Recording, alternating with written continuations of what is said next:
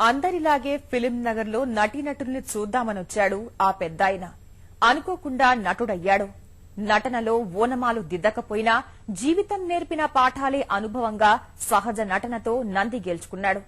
కానీ ఇప్పుడా నంది ఆయనకు తిండి పెట్టలేకపోతుంది. 7-10 వయసులో ఓ పూట తింటూ మరో పూట పస్తులుంటూ కాలం వెళ్లదీయాల్సి వస్తోంది.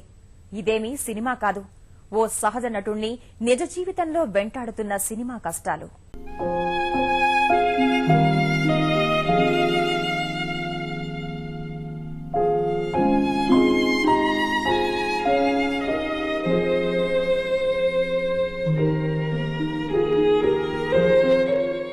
నెరిసిన గెడ్డంతో దీనంగా అడుగులో అడుగు వేస్తూ వస్తున్న ఈ పెద్దాయన పేరు నాగయ్య. వేదం రాములంటే అంతా గుర్తుపడతారు.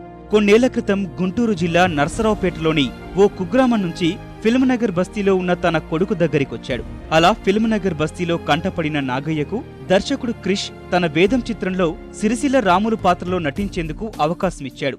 అప్పటికే ఆశ్చర్యపోయిన నాగయ్య తన సహజ నటనతో రాములుగా మెప్పించి నంది పురస్కారం అందుకున్నారు.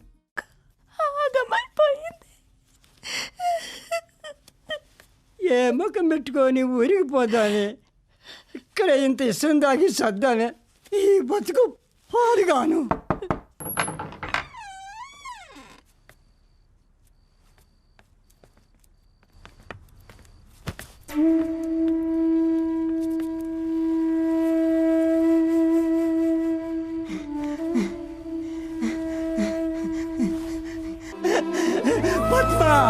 మన పైసలే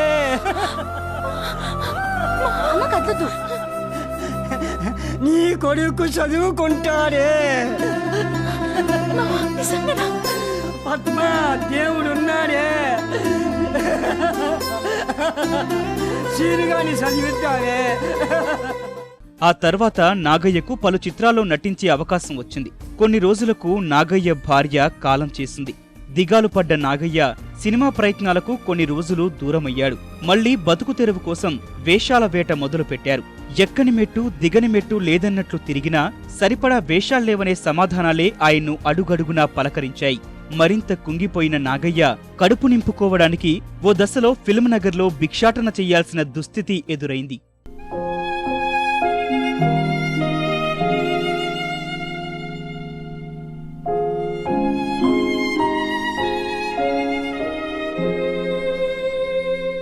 వేదంలో రాముల క్యారెక్టర్ చేశా, దాంట్లో నంది అవార్డు వచ్చింది. అప్పటి వరకు బాగానే ఉంది. కానీ ఇంక అక్కడి నుంచి సినిమాలు ఏమి రావడం లేదు. ఏ చేసినా కానీ ఏదో ఒకరోజు అరరోజు చేసి అందరూ సర్దుకునేదే. 8 నెలల బట్టి అస్సలు ఏమాత్రం కూడా రావట్లేదు. ఇప్పుడు టిఫిన్ చేయడానికి కూడా డబ్బులు ఉంటుందా. చాలా చోట్ల తిరుగుతున్నా, తిరిగినా కానీ ఏం సార్ నాకు ఏదైనా క్యారెక్టర్ ఏంటి, బొత్తిగా ఇబ్బందిగా ఉంది, బాగా ఏమైనా పరిస్థితుల్లో అని చెప్పినా కానీ నువ్వు చెప్పే మాట బాగానే ఉంది, కానీ నీ క్యారెక్టర్ అంది మేము ఎట్లా ఇచ్చాము, యాడ్ చేసుకొచ్చి ఇచ్చాము, నీ ఓల్డ్ క్యారెక్టర్ వస్తే నీకు చెప్తాము, చేద్దులేమంటారు. కానీ అది వచ్చేది లేదు, నేను చేసేది లేదు.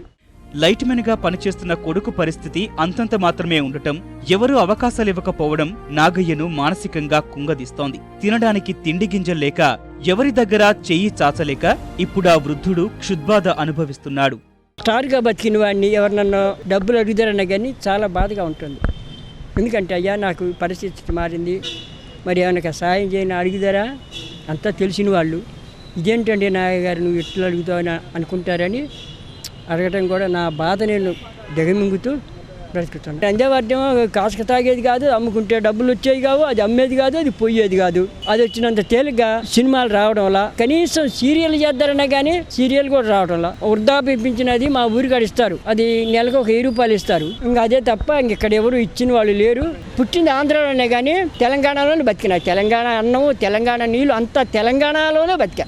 ప్రభుత్వాన్ని కానీ ఆర్థిక సహాయం అందజేయండి అని కోరుకుంటున్నానండి. ఇది రాముల తాత కథ. తన నటనకు నంది అవార్డు ఇచ్చిన 4 మెతుకులు దొరకలేని పరిస్థితి ప్రస్తుతం నెలకొందని ఆవేదన వ్యక్తం చేస్తున్నాడు. మలి వయసులోనూ అవకాశాల కోసం స్టూడియోల చుట్టూ కాళ్ళరిగేలా తిరిగినా కనికరించడం లేదని వాపోతున్నాడు. సినీ పెద్దలు ఎవరైనా స్పందించి తనను ఆదుకోవాలని కోరుతున్నాడు. కెమెరామెన్ రాంబాబుతో సతీష్, ఈటీవీ న్యూస్, హైదరాబాద్.